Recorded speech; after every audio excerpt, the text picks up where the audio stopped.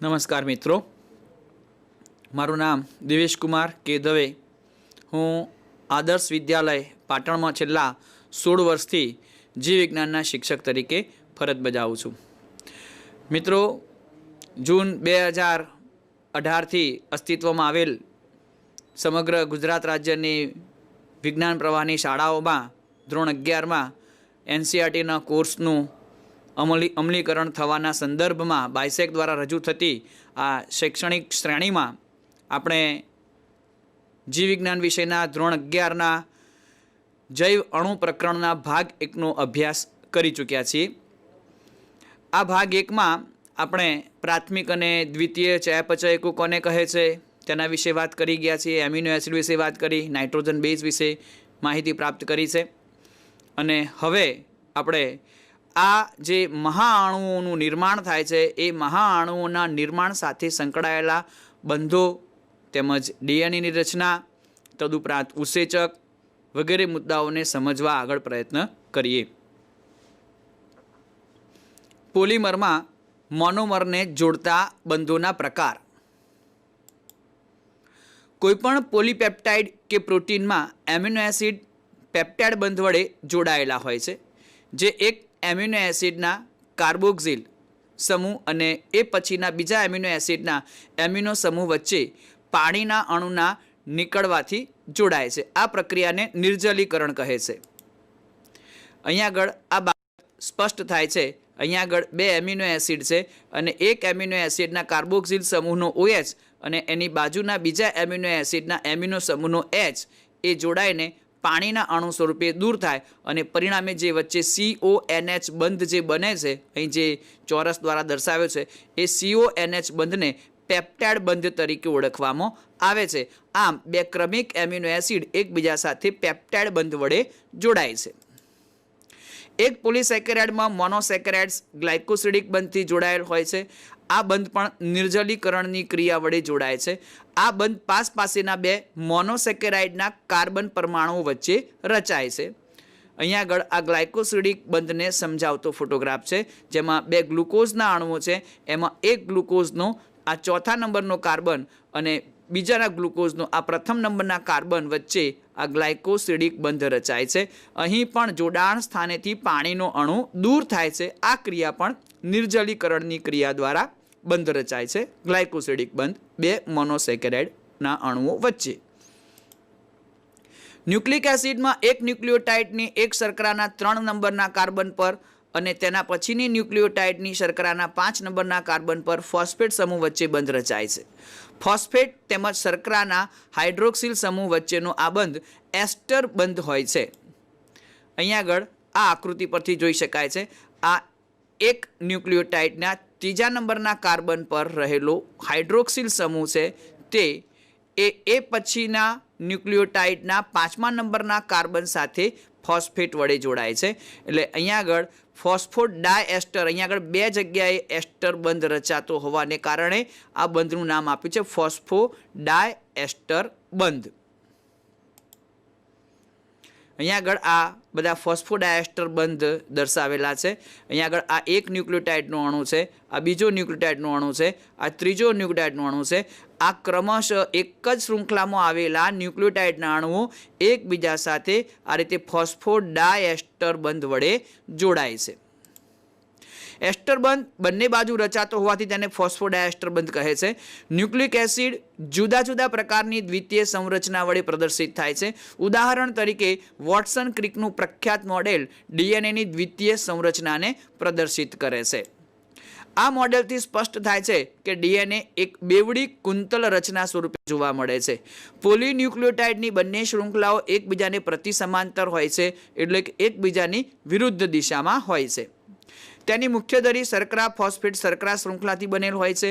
Nitrogen base ઓછા વત્તે અંશે મુખ્ય ભાગને લંબ અક્ષે પણ અંદરની તરફ એક શૃંખલાના એડિનિન અને ગ્વાનિન બેઝ બીજી શૃંખલાના થાઇમિન અને સાઇટોસિન સાથે પૂરક જોડીઓ બનાવે છે. એડિનિન અને થાઇમિન વચ્ચે 2 હાઇડ્રોજન બંધ, જ્યારે ગ્વાનિન અને સાઇટોસિન વચ્ચે 3 હાઇડ્રોજન બંધ હોય છે. પ્રત્યેક શૃંખલા એક કુંતલીય નિસરણી જેવી દેખાય છે. કુંતલના પ્રત્યેક પગથિયા બેઝ જોડીના બનેલા હોય છે. કુંતલના પ્રત્યેક પગથિયા બીજા પગથિયાથી 36 ડિગ્રીના ખૂણા પર વળેલ હોય છે. કુંતલ શૃંખલાના એક પૂર્ણ કુંતલમાં 10 પગથિયા એટલે કે 10 નાઇટ્રોજન બેઝ જોડ આવેલી હોય છે. આ રીતે તમે ડીએનએનું રેખાચિત્ર બનાવવાનો પ્રયત્ન કરી શકો છો. એક પૂર્ણ કુંતલની લંબાઈ 34 એંગસ્ટ્રોમ હોય છે, જ્યારે બે પાસેના બેઝ જોડીઓ વચ્ચેનું અંતર 3.4 એંગસ્ટ્રોમ હોય છે. ઉપરોક્ત વર્ણવેલ સમગ્ર રચનાત્મક માહિતી છે એ ડીએનએને બીડીએનએ તરીકે ઓળખવામાં આવે છે. અહીંયા આગળ આ સમગ્ર માહિતી જે આપણે પ્રાપ્ત કરી એ આ ફોટોગ્રાફ પરથી આપણે સમજી શકીએ. ડીએનએનું અણુ એ દ્વિકુંતલમય અણુ છે. આ બે પોલીન્યુક્લિયોટાઇડની શૃંખલા છે, જે આપણે બ્લુ કલરની જે બે પટ્ટી દેખાય છે એ બે પોલીન્યુક્લિયોટાઇડની શૃંખલા તરીકે ઓળખાય છે. અહીંયા ગ્વાનિન સામે સાઇટોસિન એ 3 નબળા હાઇડ્રોજન બંધથી અને એડેનિન સામે થાઇમિન એ 2 નબળા હાઇડ્રોજન બંધથી ક્રમશઃ જોડાય છે. અહીંયા આગળ બે શૃંખલાઓ એકબીજાથી પ્રતિ સમાંતરે હોય છે. તમે જોઈ શકો છો મિત્રો, અહીંયા આગળ એક પોલીન્યુક્લિયોટાઇડની શૃંખલાનો જે 5' એન્ડ છે તો એની સામે બીજી પોલીન્યુક્લિયોટાઇડ શૃંખલાનો 3' એન્ડ આવેલો હોય છે. આમ 5' ની સામે 3' અને નીચે 3' ની સામે 5' એમ બે અલગ અલગ છેડાઓ હોવાને કારણે તેને પ્રતિ સમાંતર એવું નામ આપવામાં આવે છે.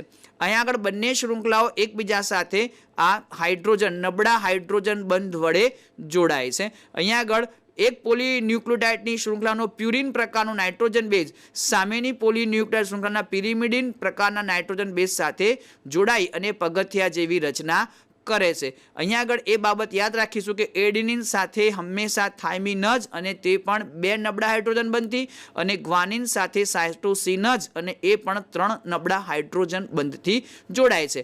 અહીંયા આગળ ડીએનએના એક સંપૂર્ણ કુંતલની લંબાઈ દર્શાવી છે, જે 34 એંગસ્ટ્રોમ અથવા તો 3.4 નેનોમીટર જેટલી હોય છે. હવે એક કુંતલમાં કુલ 10 જોડ નાઇટ્રોજન બેઝ આવેલા હોય છે. અહીંયા આગળ આ જી અને સી એટલે ગ્વાનિન અને સાઇટોસિનની આ એક જોડ, પછી એડિનિન અને થાઇમિનની બીજી જોડ, એમ કરીને કુલ એક કુંતલની અંદર 10 જોડ નાઇટ્રોજન બેઝ આવેલા હોવાને કારણે અહીંયા આગળ બે ક્રમિક નાઇટ્રોજન બેઝ વચ્ચેનું અંતર છે એ 3.4 એંગસ્ટ્રોમ અથવા તો 34 એંગસ્ટ્રોમ અથવા તો 3.4 નેનોમીટર જેટલું થાય છે. તો આ દ્વિકુંતલમય રચના એ વોટસન અને ક્રિક નામના વૈજ્ઞાનિકોએ 1953માં રજૂ કરેલી રચના દર્શાવે છે. ઉપલા ધોરણમાં તમે શીખશો કે ડીએનએના ડઝનથી પણ વધારે સ્વરૂપો હોય છે. તેનું નામકરણ સંરચનાત્મક વિશેષતાના આધારે અંગ્રેજી આલ્ફાબેટ અક્ષરોને આધારે કરવામાં આવે છે. શરીર ઘટકોથી બનેલી સંરચના.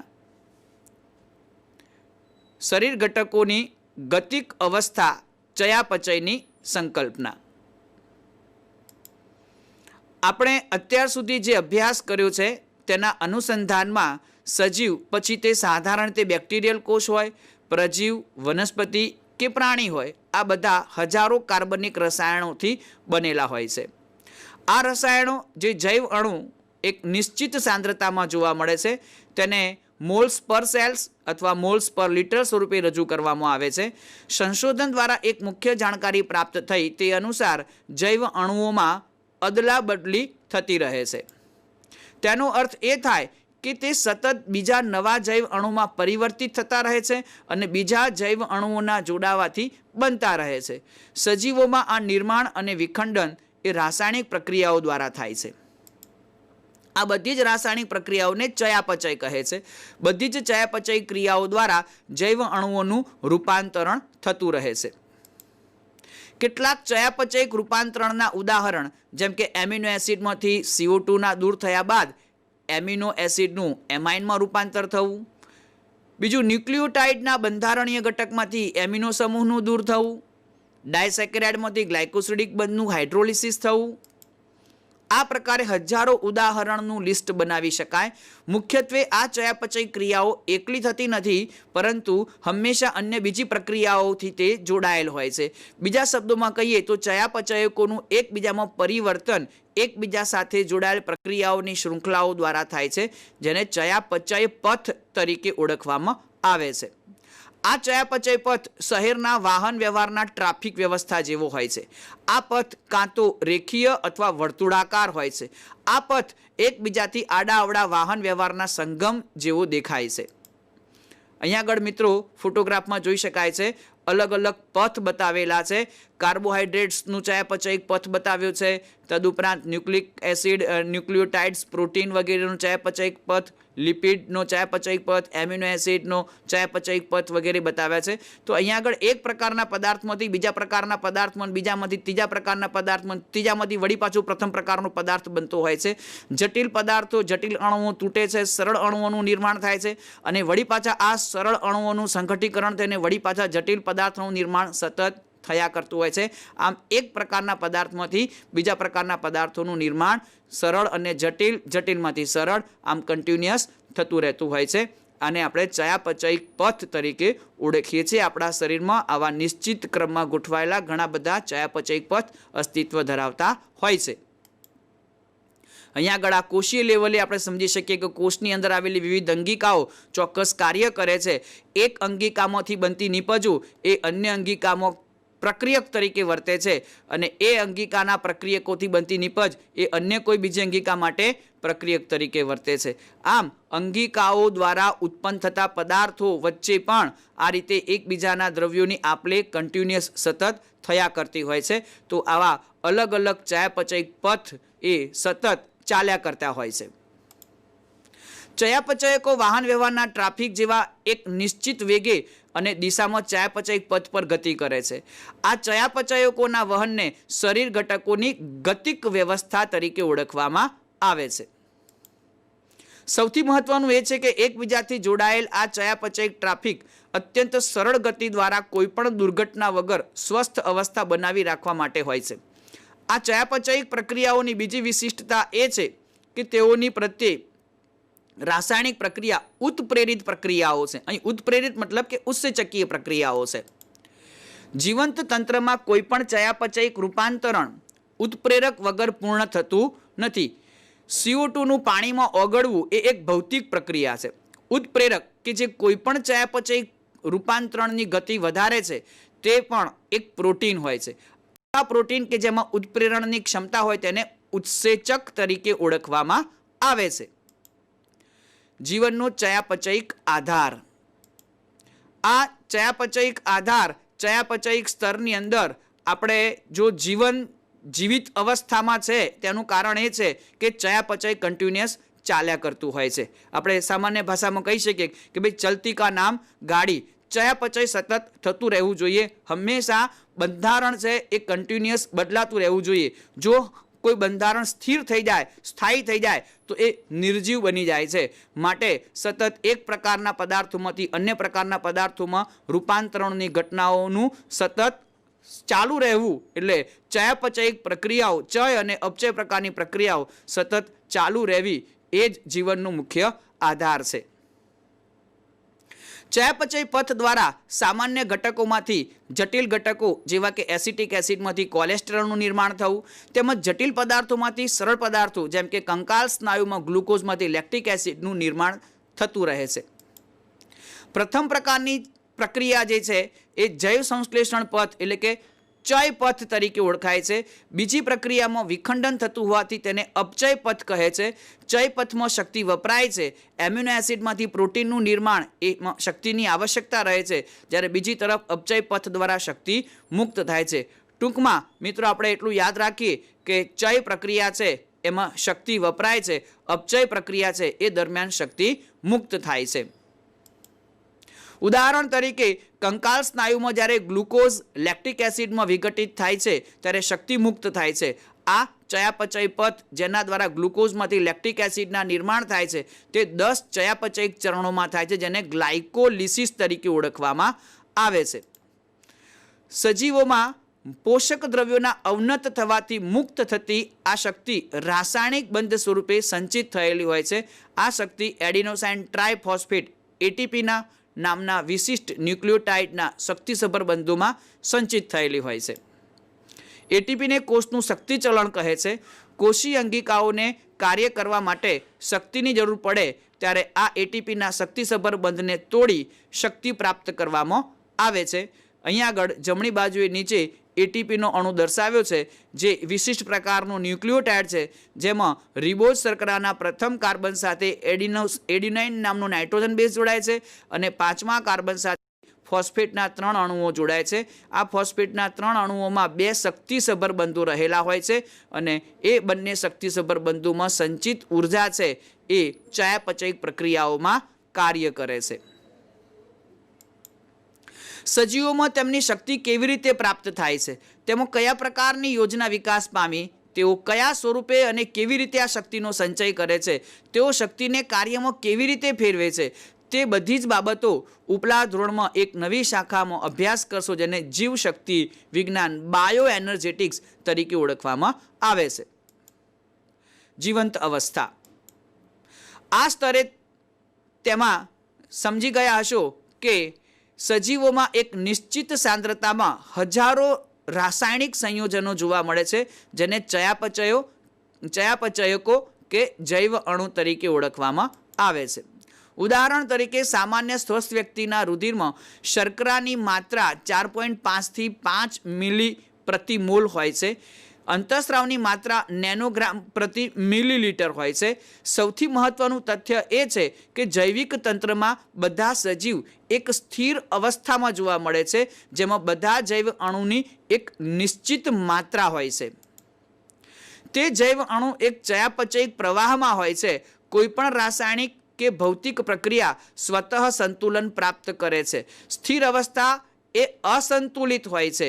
ભૌતિક સિદ્ધાંતના અનુસાર કોઈપણ તંત્ર સંતુલનમાં કાર્ય કરી શકતું નથી. આ ખૂબ જ મહત્વનું વાક્ય છે મિત્રો, કે કોઈપણ પ્રક્રિયા છે એ સંતુલનમાં કાર્ય કરી શકતી નથી. જેમ કે સજીવો હંમેશા કાર્ય કરે છે, તેમનામાં ક્યારેય પણ સંતુલન હોઈ શકતું નથી. અર્થાત જીવંત અવસ્થા એક અસંતુલિત સ્થાયી અવસ્થા છે, જેનાથી કાર્ય કરી શકાય છે. જ્યારે આ અસંતુલિત અવસ્થા એ સંતુલિતતા પ્રાપ્ત કરે તો એ મૃત્યુ ધારણ કરે છે. જૈવિક પ્રક્રિયા સતત એવો પ્રયત્ન છે જેમાં સંતુલનથી બચી શકાય અને તે માટે હંમેશા શક્તિની આવશ્યકતા રહે છે. એટલે ટૂંકમાં સંતુલન થવા દેવાનું નથી. જો સંતુલન આવી જાય તો વ્યક્તિ મૃત્યુ પામે છે એમ કહી શકાય. એવી સ્થાયી અવસ્થા કે જેમાં અસંતુલિતતા જળવાઈ રહેવી જોઈએ, તો એને આપણે જીવન કહી શકીએ. ચયાપચય એ પ્રક્રિયા છે કે જેમાં શક્તિ પ્રાપ્ત થાય છે. જીવંત અવસ્થા કે ચયાપચય એ એકબીજાના પર્યાયવાચી છે. ચયાપચય વગર જીવંત અવસ્થા પ્રાપ્ત ન થઈ શકે. ઉત્સેચકો. મિત્રો, આ ઉત્સેચકો એ આપણા શરીરમાં થતી ઘણી બધી ચયાપચયિક પ્રક્રિયાઓ માટે ખૂબ જ અગત્યના છે. તેમના દ્વારા ઘણી બધી જૈવ રાસાયણિક પ્રક્રિયાઓનો વેગ વધે છે અને ઝડપી થાય છે. લગભગ તમામ ઉત્સેચકો પ્રોટીન હોય છે. કેટલાક ન્યુક્લિક એસિડ ઉત્સેચકની જેમ વર્તે છે, તેને રિબોઝાઇમ્સ કહે છે. કોઈપણ ઉત્સેચકને રેખીય ચિત્ર દ્વારા રજૂ કરી શકાય છે. ઉત્સેચકમાં પણ પ્રોટીન જેવી પ્રાથમિક સંરચના જોવા મળે છે, જે એમિનો એસિડની શૃંખલાથી બનેલ હોય છે. પ્રોટીનની જેમ ઉત્સેચકમાં પણ દ્વિતીયક અને તૃતીયક સંરચના જોવા મળે છે. અગાઉ આપણે પ્રોટીનમાં દ્વિતીયક અને તૃતીયક પ્રોટીન વિશે માહિતી મેળવી છે, તો એવી રીતે ઉત્સેચકમાં પણ દ્વિતીય અને તૃતીયક સંરચના જોવા મળતી હોય છે, કારણ કે ઉત્સેચક મૂળભૂત રીતે પ્રોટીનના બનેલા હોય છે. જ્યારે તમે તૃતીય સંરચનાનું અવલોકન કરો તો ખ્યાલ આવશે કે પ્રોટીન શૃંખલાનો મુખ્ય ભાગ તેની ઉપર સ્વયં કુંતલિત થયેલો હોય છે અને શૃંખલા સ્વયં આડી અવળી ગોઠવાયેલ હોય છે, જેથી ઘણા બધા ખાંચા અને ગુહાઓ જેવી રચના જોવા મળે છે. આવી વિશિષ્ટ ગુહાને સક્રિય સ્થાન તરીકે ઓળખવામાં આવે છે. મિત્રો, ઉત્સેચક માટે સૌથી અગત્યનો વિસ્તાર છે આ સક્રિય સ્થાન, અને આ સક્રિય સ્થાન એ એની તૃતીય રચનામાં જોવા મળે છે, જેમાં પોલીપેપ્ટાઇડની શૃંખલા છે એ આડી અવળી ગોઠવાઈ અને એક ખાંચ જેવી રચના બનાવે છે, એક પોલાણ જેવી રચના બનાવે છે, એક પાશમય રચના બનાવે છે. એ પાશનું જે એંગલ છે એ નિશ્ચિત હોય છે અને એને સક્રિય સ્થાન તરીકે ઓળખવામાં આવે છે, જેના દ્વારા તે પ્રક્રિયક સાથે જોડાતો હોય છે. અહીંયા આગળ આકૃતિમાં બતાવ્યું છે એન્ઝાઇમ એટલે કે ઉત્સેચક છે એ એનું પોતાનું એક એક્ટિવ સાઇટ મતલબ કે ક્રિયાશીલ સ્થાન અથવા સક્રિય સ્થાન ધરાવે છે. એ સક્રિય સ્થાન અથવા ક્રિયાશીલ સ્થાન એક ચોક્કસ પ્રક્રિયક સબસ્ટ્રેટ સાથે જોડાવા માટેનું વિશિષ્ટ હોય છે. જુદા જુદા ઉત્સેચકો પર આવેલા આવા એક્ટિવ સાઇટ એટલે કે ક્રિયાશીલ સ્થાન સક્રિય સ્થાન જુદા જુદા હોય છે જે તે નિશ્ચિત સબસ્ટ્રેટ એટલે કે પ્રક્રિયાથી સાથે જ જોડાઈ શકે છે. ઉત્સેચકના સક્રિય સ્થાન કે જે ખાંચા કે ગુહા સ્વરૂપે છે તેમાં પ્રક્રિયક આવીને ગોઠવાય છે. આ પ્રકારે ઉત્સેચક સક્રિય સ્થાન દ્વારા પ્રક્રિયાઓને ઊંચા દરે ઉત્પ્રેરિત કરે છે. ઉત્સેચક ઉત્પ્રેરક અકાર્બનિક ઉત્પ્રેરક કરતા ઘણા બધા પ્રકારે જુદા પડે છે, પરંતુ એક મહત્વનો ભેદ રજૂ કરવો જરૂર છે. મિત્રો અહીંયા આગળ આ શબ્દનો મતલબ થાય છે કે ઉત્સેચક ઉત્પ્રેરક મતલબ ઉત્સેચક દ્વારા જે પ્રક્રિયાને ઝડપી બનાવવાની ઘટના બને છે તે, અને અકાર્બનિક કેટલાક અકાર્બનિક પદાર્થો છે કે જે પ્રક્રિયાને ઝડપી બનાવતા હોય છે એ અકાર્બનિક ઉત્પ્રેરકો તરીકે ઓળખાય છે. તો એ બંનેમાં થોડોક ભેદ છે. અકાર્બનિક ઉત્સેચક ઊંચા તાપમાને અને ઊંચા દબાણ પર કુશળતાપૂર્વક કાર્ય કરે છે, જ્યારે જે ઉત્સેચકો છે એ ઊંચા તાપમાન એટલે કે 40 ડિગ્રીથી વધારે હોય તો આ ઉત્સેચકો છે એ ક્ષતિગ્રસ્ત થઈ જાય છે. સામાન્ય રીતે ઊંચા તાપમાને જેમ કે ગરમ કુંડ કે સલ્ફરના ઝરણામાં જોવા મળતા સજીવોમાંથી મેળવવામાં આવતા ઉત્સેચક સ્થિર હોય છે અને તેમની ઉત્પ્રેરક શક્તિ ઊંચા તાપમાને એટલે કે લગભગ 80 થી 90 ડિગ્રી ટેમ્પરેચર સુધી સ્થિર રહે છે. એટલે કે તેઓ ઊંચા તાપમાને આ ઉત્સેચકો કાર્ય કરી શકે છે. ઉપરના ઉત્સેચકો જે થર્મોફિલિક ઉષ્માનુરાગી સજીવોમાંથી અલગ તારવવામાં આવે છે તે ઉષ્મા સ્થાયી હોય છે, તે તેની વિશિષ્ટતા છે. રાસાયણિક પ્રક્રિયાઓ. ઉત્સેચક શું છે તેના પહેલા એ સમજી લેવું જરૂરી છે કે રાસાયણિક પ્રક્રિયાઓ શું છે. રાસાયણિક સંયોજનોમાં બે પ્રકારના પરિવર્તન હોય છે. એક ભૌતિક પરિવર્તન જેમાં બંધ તૂટ્યા વગર સંયોજનના આકારમાં રૂપાંતરણ થાય છે. અન્ય ભૌતિક પ્રક્રિયામાં દ્રવ્યની અવસ્થામાં પરિવર્તન થાય છે, જેમ કે બરફનું ઓગળીને પાણીમાં પરિવર્તન પામવું અથવા પાણીનું વરાળમાં ફેરવાવું. એ પણ ભૌતિક પ્રક્રિયા છે. રૂપાંતરણ સમયે બંધોનું તૂટવું કે નવા બંધોનું નિર્માણ થવું એ જ રાસાયણિક પ્રક્રિયા છે. આ વાક્ય આપણે બરાબર યાદ રાખીશું કે બંધો તૂટે, નવા બંધો રચાય, એ પ્રક્રિયા એટલે રાસાયણિક પ્રક્રિયા. ઉદાહરણ તરીકે નીચે સમીકરણમાં બતાવ્યું છે, બેરિયમ હાઇડ્રોક્સાઇડ એ સલ્ફ્યુરિક એસિડ સાથે પ્રક્રિયા કરે છે ત્યારે બેરિયમ સલ્ફેટ અને પાણીના બે અણુઓ મુક્ત થાય છે. તો અહીંયા આગળ પ્રક્રિયકોથી નિપજ એમાં બેરિયમ સલ્ફેટનું નિર્માણ થાય છે અને પાણીના બે અણુઓનું નિર્માણ થાય છે. અહીંયા આગળ બેરિયમ હાઇડ્રોક્સાઇડ અને સલ્ફ્યુરિક એસિડ એ પ્રક્રિયક તરીકે ઓળખાય છે, જ્યારે બેરિયમ સલ્ફેટ અને પાણીના અણુઓ એ નિપજ તરીકે ઓળખાય છે. બંધો તૂટે છે અને નવા બંધો રચાય છે. તો આ સમગ્ર પ્રક્રિયા એને આપણે રાસાયણિક પ્રક્રિયા તરીકે ઓળખી શકીએ છીએ. આ એક અકાર્બનિક રાસાયણિક પ્રક્રિયા છે. તેવી જ રીતે સ્ટાર્ચનું જળ વિભાજન થવાથી ગ્લુકોઝનું નિર્માણ થવું, આ એક કાર્બનિક રાસાયણિક પ્રક્રિયા છે. ભૌતિક કે રાસાયણિક પ્રક્રિયાનો સીધો સંબંધ એકમ સમયમાં બનતી નિપજો સાથે છે. તેને આ રીતે રજૂ કરી શકાય. એનો દર છે એ delta P by delta T, મતલબ કે એકમ સમયમાં બનતી નિપજો. જો દિશા નક્કી હોય તો આ દરને વેગ પણ કહે છે. ભૌતિક તેમજ રાસાયણિક પ્રક્રિયાઓનો દર અન્ય કારકો સાથે તાપમાન દ્વારા પણ પ્રભાવિત હોય છે. એક સર્વસ્વીકૃત નિયમ અનુસાર પ્રત્યેક 10 ડિગ્રી તાપમાનના વધવાથી કે ઘટવાથી પ્રક્રિયાનો દર ક્રમશઃ બમણો કે અડધો થઈ જાય છે. ઉત્પ્રેરિત ઉદ્દીપ્ત પ્રક્રિયાઓ અનુત્પ્રેરિત પ્રક્રિયાઓની સરખામણીમાં ઊંચા દરથી પૂર્ણ થાય છે. મતલબ કે આ વિધાનનો મતલબ થાય છે કે ઉત્સેચકોની હાજરીમાં થતી પ્રક્રિયાઓ ઉત્સેચકની ગેરહાજરીમાં થતી પ્રક્રિયાઓ કરતાં ઝડપી થાય છે. જ્યારે કોઈ ઉત્સેચક દ્વારા થતી ઉત્પ્રેરિત પ્રક્રિયાનો દર અનુત્પ્રેરિત પ્રક્રિયાઓના દ્વારા પૂર્ણ થનારી પ્રક્રિયાઓથી ઘણો વધારે હોય છે. ઉદાહરણ તરીકે CO2 અને H2 આ જોડાય અને પાણી કાર્બોનિક એસિડનો અણુ બનાવે છે. આ પ્રક્રિયા કાર્બોનિક એનહાઇડ્રેઝની હાજરીમાં થાય તો ખૂબ જ ઝડપી થાય છે, અને જો આ પ્રક્રિયા આ ઉત્સેચકની ગેરહાજરીમાં થાય તો આ પ્રક્રિયા ખૂબ જ ધીમી થાય છે. આ પ્રક્રિયા ઉત્સેચકની ગેરહાજરીમાં ખૂબ જ મંદ ગતિએ થાય છે, જેમાં 1 કલાકમાં કાર્બોનિક એસિડના 200 અણુઓનું નિર્માણ થાય, પરંતુ ઉપરની પ્રક્રિયા કોષરસમાં હાજર ઉત્સેચક કાર્બોનિક એનહાઇડ્રેઝની હાજરીમાં તીવ્ર વેગથી પૂર્ણ થાય છે, જેમાં કાર્બોનિક એસિડના 6 લાખ અણુ પ્રતિ સેકન્ડમાં બને છે.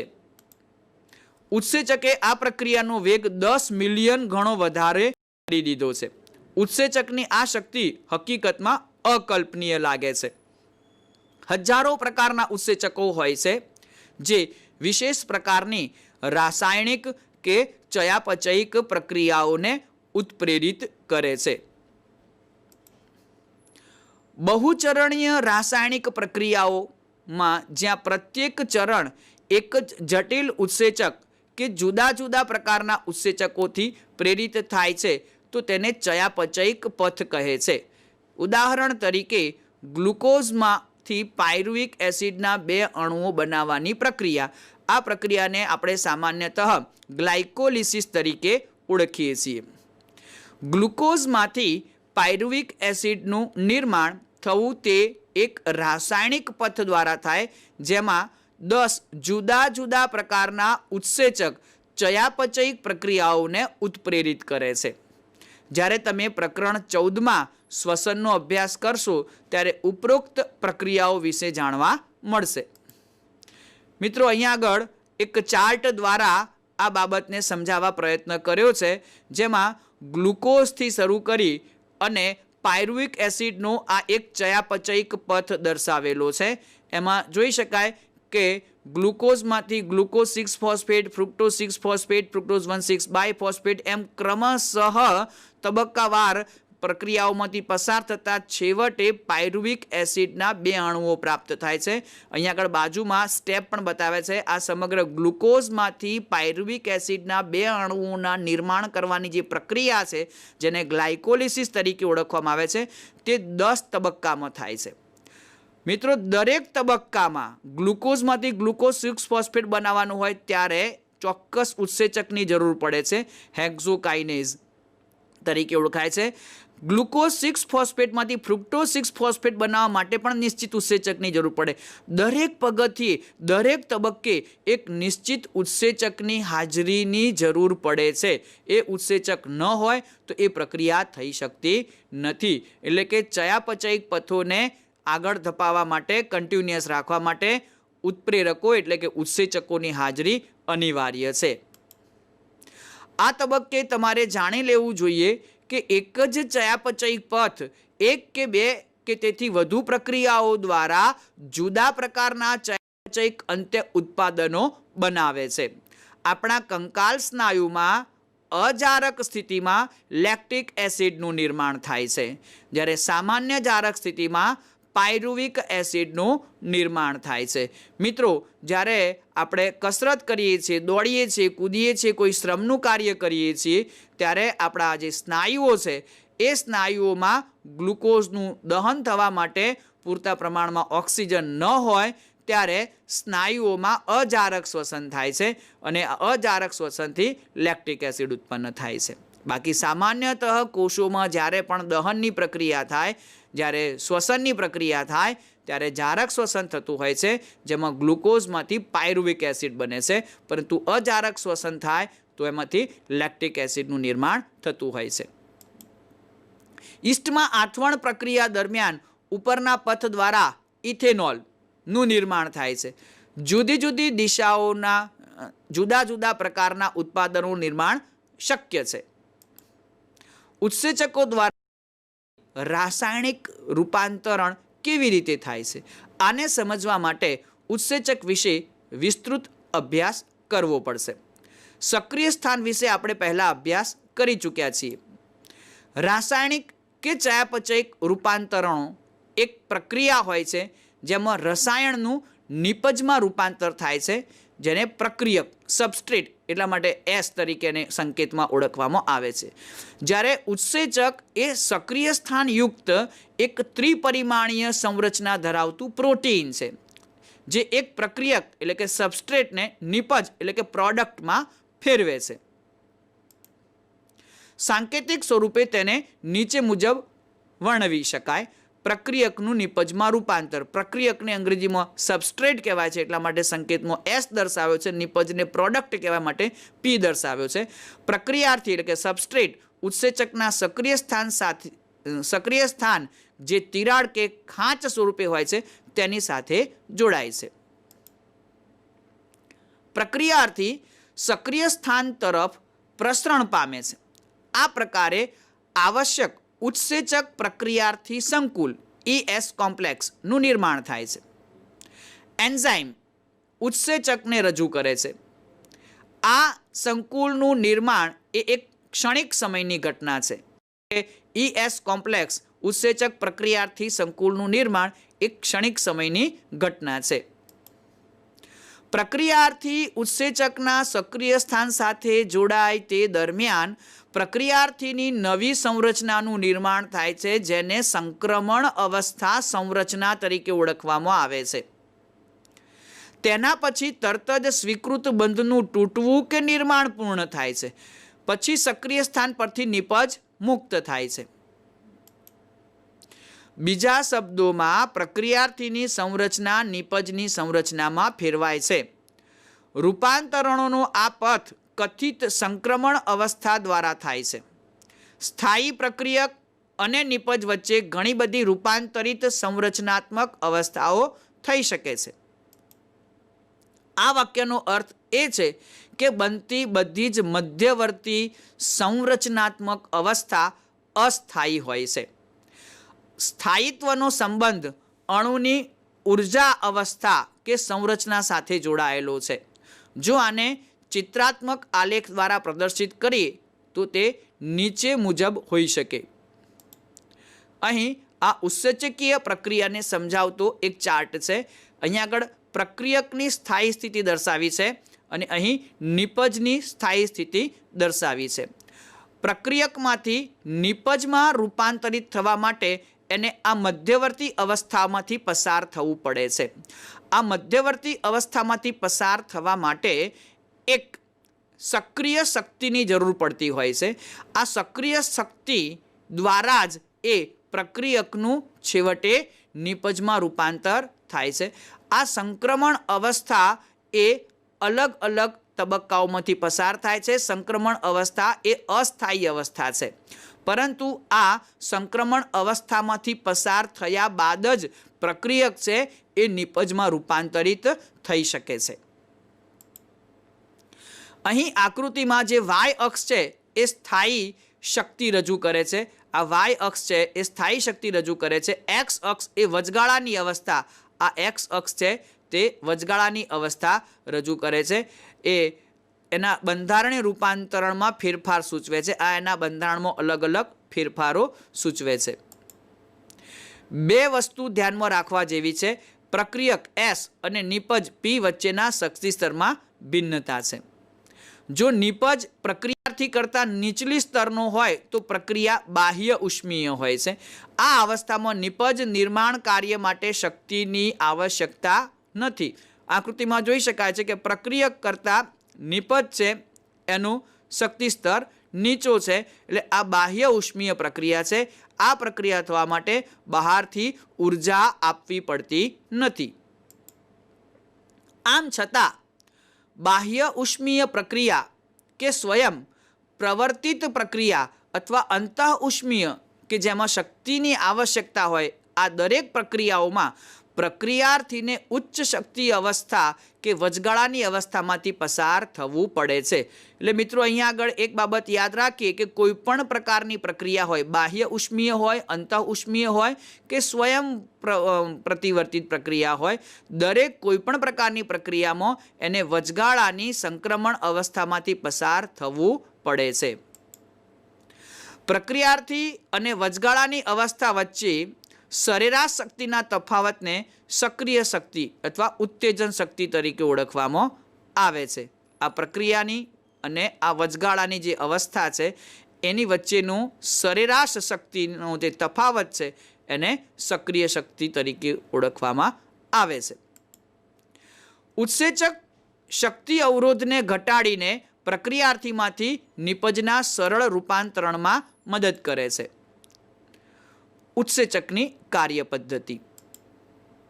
પ્રત્યેક ઉત્સેચકના અણુમાં પ્રક્રિયક જોડાણ સ્થાન જોવા મળે છે, જેની સાથે પ્રક્રિયક એટલે કે સબસ્ટ્રેટ જોડાઈને ઉત્સેચક પ્રક્રિયાર્થી સંકુલનું નિર્માણ કરે છે.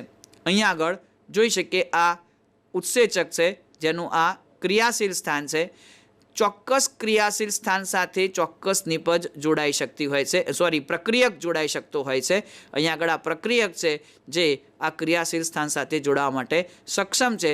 જ્યારે ઉત્સેચકના આ ક્રિયાશીલ સ્થાન સાથે કોઈ ચોક્કસ પ્રક્રિયક જોડાય છે ત્યારે બનતી રચનાને એન્ઝાઇમ સબસ્ટ્રેટ કોમ્પ્લેક્સ એટલે કે ઉત્સેચક પ્રક્રિયાર્થી સંકુલ તરીકે ઓળખવામાં આવે છે. આ સંકુલ અત્યંત ઓછા સમય સુધી યથાવત રહે છે, જે નિપજ અને અપરિવર્તિત ઉત્સેચકમાં વિયોજિત થાય છે. તેની પહેલાં મધ્યવર્તી રચના ઉત્સેચક નિપજ સંકુલ EP કોમ્પ્લેક્સનું નિર્માણ થાય છે.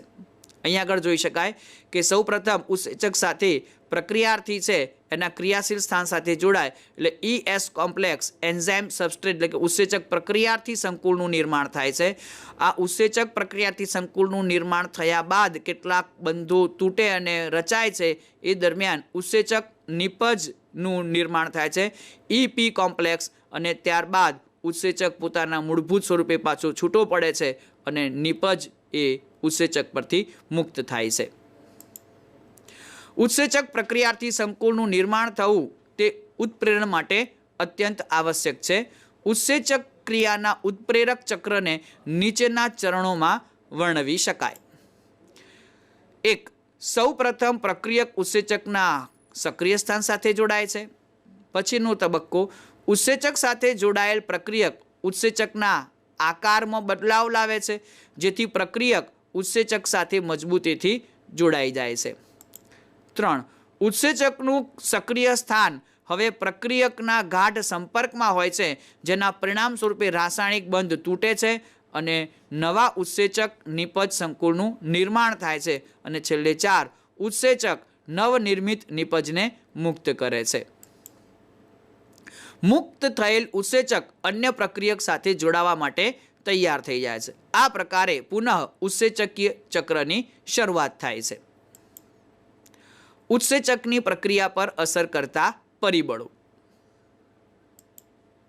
જે પરિબળો પ્રોટીનની તૃતીયક સંરચનામાં ફેરફાર પ્રેરે છે તે ઉત્સેચકની સક્રિયતાને પણ અસર કરે છે, કારણ કે મોટે ભાગે ઉત્સેચકો એ પ્રોટીનની તૃતીયક સંરચનાના સંદર્ભમાં કાર્ય કરવાવાળા હોય છે.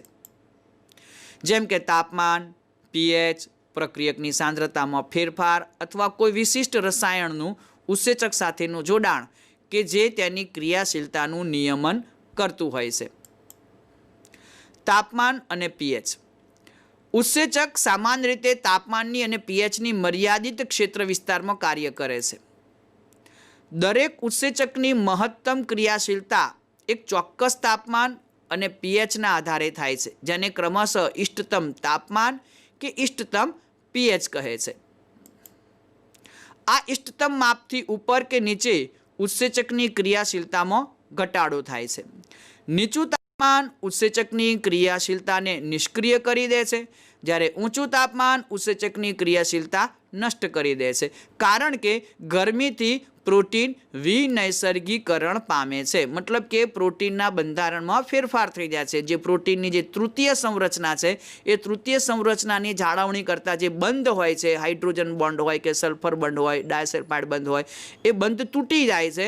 એટલે પ્રોટીન પોતાનું મૂળભૂત સ્વરૂપ, ઉત્સેચક પોતાનું મૂળભૂત સ્વરૂપ ગુમાવી દે છે અને પરિણામે ઉત્સેચક પ્રક્રિયા થઈ શકતી નથી.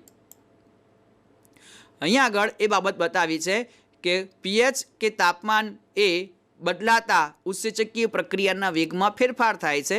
શરૂઆતમાં સાનુકૂળ સ્થિતિ આવતી જાય, પીએચ અનુકૂળ આવતો જાય એટલે પ્રક્રિયાના દરમાં વધારો થાય છે, એક મહત્તમ અવસ્થા સુધી પહોંચે અને પછી વધુ ફેરફાર કરતા પીએચમાં વળી પાછી પ્રક્રિયામાં ઉત્સેચકીય પ્રક્રિયામાં ઘટાડો થાય છે.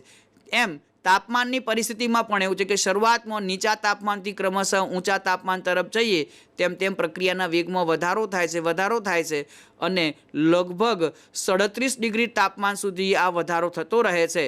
અને 37 ડિગ્રી કરતાં પણ જ્યારે તાપમાનમાં વધારો થાય ત્યારે એ ક્રમશઃ ઉત્સેચકીય પ્રક્રિયાના વેગમાં ઘટાડો થતો રહે છે. પ્રક્રિયકની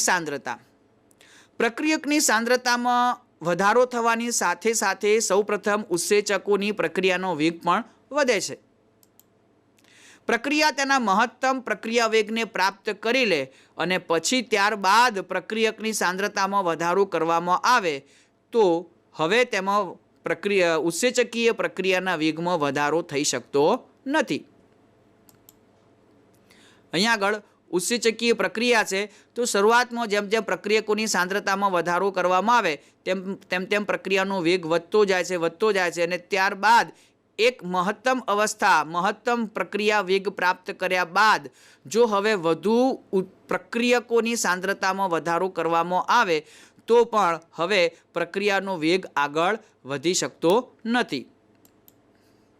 આવું એટલા માટે થાય છે કે ઉત્સેચકના અણુઓની સંખ્યા પ્રક્રિયકના અણુઓથી ઓછી હોય છે અને પ્રક્રિયકના અણુઓ દ્વારા ઉત્સેચક સંતૃપ્ત થઈ જાય પછી ઉત્સેચકનો કોઈ પણ અણુ પ્રક્રિયકના વધારાના અણુઓ સાથે જોડાવા માટે મુક્ત રહેતો નથી અને કોઈ પણ ઉત્સેચકની ક્રિયાશીલતા રસાયણો કે જે ઉત્સેચક સાથે જોડાય છે તેની હાજરીમાં સંવેદનશીલ હોય છે. જ્યારે કોઈ રસાયણ ઉત્સેચક સાથે જોડાય અને તેની પ્રક્રિયાને અટકાવી દે તો તેને અવરોધન અને તે રસાયણને અવરોધક તરીકે ઓળખવામાં આવે છે. જ્યારે અવરોધક તેની આણ્વીય સંરચનામાં પ્રક્રિયાર્થી સાથે સમાનતા ધરાવે છે, તેને ઉત્સેચકની ક્રિયાશીલતાને અવરોધે છે તો તેને પ્રતિસ્પર્ધી અવરોધક તરીકે ઓળખવામાં આવે છે. આ બાબતને અહીંયા આગળ નીચે ફોટોગ્રાફ દ્વારા દર્શાવી છે. ઉત્સેચક એન્ઝાઇમ એટલે ઉત્સેચક છે, આના ક્રિયાશીલ સ્થાન સાથે પ્રક્રિયાર્થી સબસ્ટ્રેટ છે એ જોડાઈ શકતો હોય છે. અહીંયા આગળ પ્રક્રિયાર્થી છે એ ઉત્સેચકના ક્રિયાશીલ સ્થાન સાથે જોડાવે એવો નિશ્ચિત આકાર ધરાવતો હોય છે. હવે આ અવરોધક છે. અવરોધકનું બંધારણ એ પેલા પ્રક્રિયાર્થીના બંધારણને મોટે ભાગે મળતું આવે છે. એટલે કેટલીક વાર એવું બને કે ઉત્સેચકના ક્રિયાશીલ સ્થાન સાથે પ્રક્રિયાર્થી જોડાય તે પહેલાં અવરોધક જોડાઈ જાય છે અને એક વખત અવરોધક ઉત્સેચક સાથે જોડાઈ જાય તો હવે ઉત્સેચકની સાથે પ્રક્રિયાર્થી જોડાઈ શકતો નથી અને પરિણામે ઉત્સેચકીય પ્રક્રિયા શક્ય બનતી નથી. તો આ પરિસ્થિતિ માટે પ્રતિસ્પર્ધી અવરોધક તરીકે તેને ઓળખવામાં આવે છે. અવરોધકની પ્રક્રિયાર્થી સાથે ગાઢ સંરચનાત્મક સમાનતાના ફળ સ્વરૂપે આ પ્રક્રિયાર્થી દ્વારા ઉત્સેચકના પ્રક્રિયાર્થી જોડાણ સ્થાન સાથે જોડાઈને સ્પર્ધા કરે છે. પરિણામ સ્વરૂપે પ્રક્રિયાર્થી જોડાણ સ્થાન સાથે જોડાઈ શકતા નથી, જેના ફળ સ્વરૂપે ઉત્સેચક પ્રક્રિયા મંદ પડી જાય છે. ઉદાહરણ તરીકે સક્સિનિક ડિહાઇડ્રોજિનેઝનું મેલોનેટ દ્વારા અથવા મેલોનિક એસિડ દ્વારા અવરોધન કે જે સંરચનામાં પ્રક્રિયાર્થી સક્સિનેટ સાથે વધુ સમાનતા ધરાવે છે. આવા પ્રતિસ્પર્ધી અવરોધકોનો ઉપયોગ બેક્ટેરિયલ રોગકારકોને નિયંત્રિત કરવા માટે થાય છે. એટલે કે બેક્ટેરિયા જે છે એ બેક્ટેરિયા આપણા શરીરમાં જે નુકસાન કરતા હોય છે એ એમના જેવું જ રાસાયણિક બંધારણ ધરાવતા બીજા પદાર્થો શરીરમાં દવા સ્વરૂપે લેવામાં આવે તો એ બેક્ટેરિયા એ પદાર્થ સાથે જોડાઈ જાય છે. પરિણામે આપણા શરીરને રોગકારકોથી બચાવી શકાય છે, રોગો સામે રક્ષણ મેળવી શકાય છે. એટલે આ અવરોધકનો એ રીતે ઉપયોગ કરી અને આપણે રોગોથી સુરક્ષિત રહી શકીએ છીએ. ઉત્સેચકોનું નામકરણ અને વર્ગીકરણ. હજારો ઉત્સેચકોની શોધ, અલગીકરણ અને અભ્યાસ થઈ ચૂક્યો છે. ઉત્સેચકો દ્વારા જુદી જુદી પ્રક્રિયાઓના ઉત્પ્રેરકના આધારે તેને જુદા જુદા સમૂહોમાં વર્ગીકૃત કરવામાં આવ્યા છે. ઉત્સેચકોને 6 વર્ગોમાં તથા પ્રત્યેક વર્ગને 4 થી 13 ઉપવર્ગોમાં વર્ગીકૃત કરવામાં આવ્યા છે, જેનું નામકરણ 4 અક્ષરીય સંખ્યા પર આધારિત છે. અહીં 4 અક્ષરીય એટલે એઝીસ, પાછળ ASES પ્રત્યય લગાવવામાં આવે છે. નામકરણમાં પાછળ ASES એટલે એઝીસ એટલે કે દરેક વર્ગની પાછળ એઝીસ ઉચ્ચાર કરવામાં આવે છે. ઓક્સિડો રિડક્ટેઝિસ અથવા ડિહાઇડ્રોજિનેઝિસ ઉત્સેચક કે જે 2 પ્રક્રિયકો S અને S' તરીકે અહીં આગળ સાંકેતિક સ્વરૂપમાં દર્શાવવામાં આવ્યા છે. તો 2 પ્રક્રિયકો વચ્ચે ઓક્સિડો રિડક્શન ઉત્પ્રેરિત કરે છે, એટલે કે ઓક્સિડેશન અને રિડક્શનની પ્રક્રિયાને સક્રિય બનાવે છે, ઉત્પ્રેરિત કરે છે. તો એ ઓક્સિડો રિડક્ટેઝિસ પ્રકારના ઉત્સેચકો કહેવામાં આવે છે. અહીંયા આગળ 2 સબસ્ટ્રેટ, 2 પ્રક્રિયકો, એકને S અને બીજાને S', એક રિડ્યુસ થાય છે અને બીજું ઓક્સિડાઇઝ થાય છે.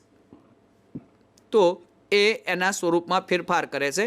તો એને ઓક્સિડો રિડક્ટેઝિસ તરીકે ઓળખવામાં આવે છે. ટૂંકમાં ઓક્સિડેશન અને રિડક્શનની પ્રક્રિયા સાથે સંકળાયેલા ઉત્સેચકો ઓક્સિડો રિડક્ટેઝિસ તરીકે ઓળખાય છે. બીજા છે ટ્રાન્સફરેઝિસ પ્રકારના ઉત્સેચકો.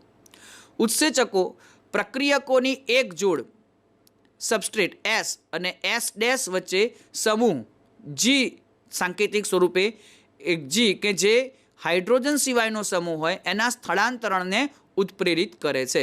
અહીં નીચે સમીકરણ દ્વારા આ બાબત સ્પષ્ટ કરી શકાય કે એક પ્રક્રિયક કે જે G સમૂહ ધરાવે છે અને બીજો પ્રક્રિયક કે જે આ G સમૂહ ધરાવતો નથી, તો ટ્રાન્સફરેઝિસ પ્રકારના ઉત્સેચકો એ આ એક પ્રક્રિયક સાથે સંકળાયેલો જે G સમૂહ છે એ બીજા પ્રક્રિયક સાથે જોડી આપે છે.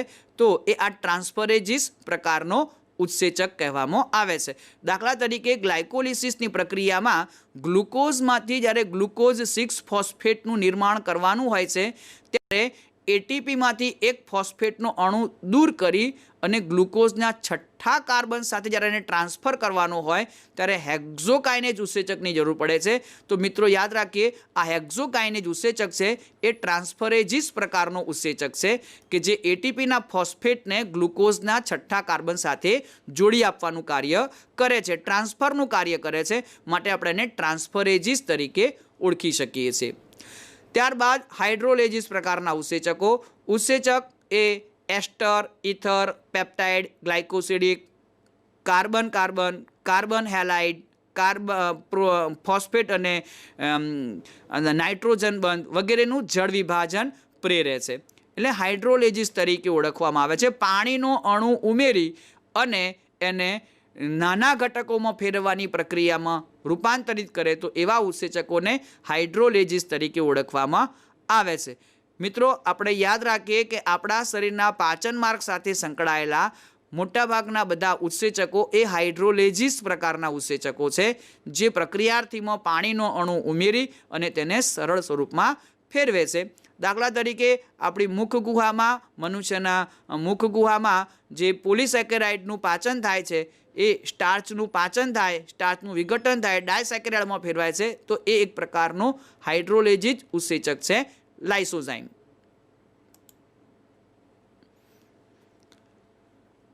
લાયેઝિસ જળ વિભાજન સિવાય પ્રક્રિયકોમાંથી સમૂહને દૂર કરવા માટે સંકળાયેલા ઉત્સેચકો છે. આ પ્રક્રિયાના ફળ સ્વરૂપે દ્વિબંધનું નિર્માણ થાય છે. અહીંયા આગળ એ બાબતને આપણે આ સમીકરણ દ્વારા સ્પષ્ટ રીતે સમજી શકીએ. 2 પ્રક્રિયકો છે અને આ 2 પ્રક્રિયકો અલગ અલગ સમૂહો ધરાવે છે.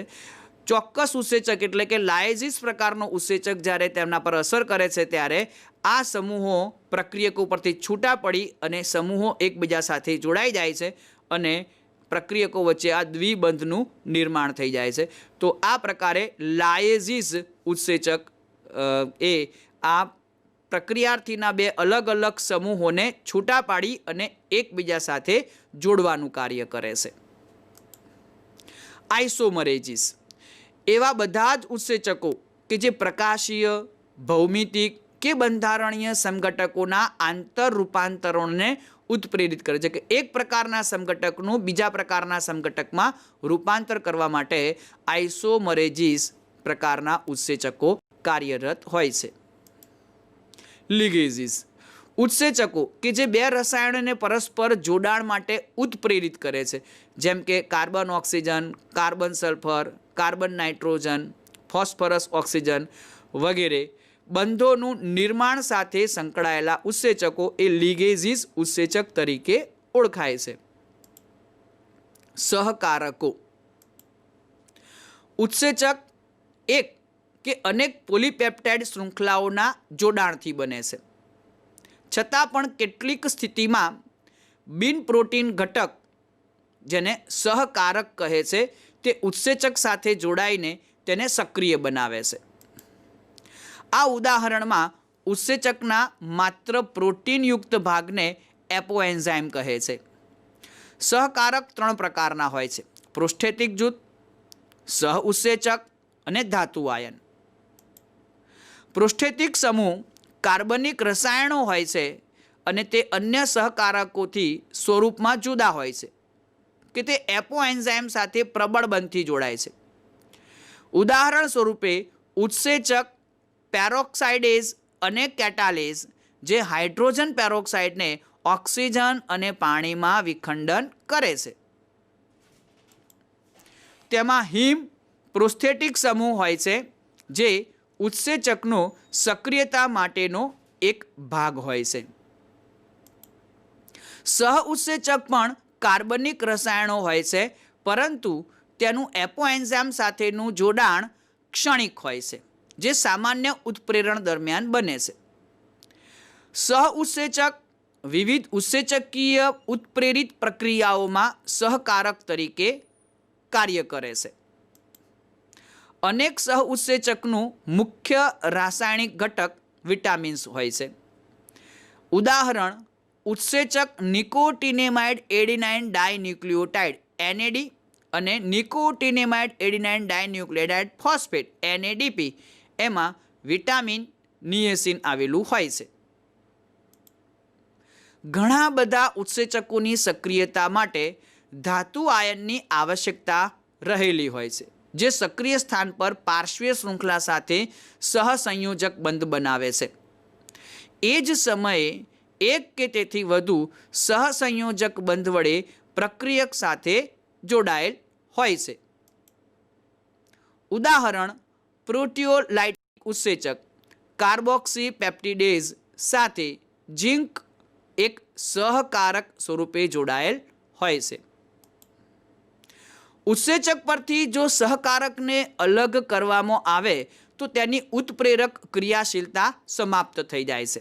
તેનાથી સ્પષ્ટ થાય છે કે ઉત્સેચકની ઉત્પ્રેરક ક્રિયાશીલતા માટે સહકારક નિર્ણાયક ભૂમિકા ભજવે છે. તો મિત્રો, આજે આ જૈવ અણુ ભાગ 2 એમાં આપણે જીવંત અવસ્થા ચયાપચય પથનું મહત્ત્વ શું છે તેના વિશેની આપણે વાત કરી, ઉત્સેચકો વિશેની વાત કરી, ઉત્સેચકની કાર્યપદ્ધતિ, ઉત્સેચકોના કાર્ય પર અસર કરતા પરિબળો શું છે, અને છેલ્લે સહકારકો વિશે વાત કરી. આશા છે કે તમને આ જૈવ અણુના વિવિધ ભાગને સમજવામાં તમને આ માર્ગદર્શન ખૂબ જ મદદરૂપ રહેશે. આભાર.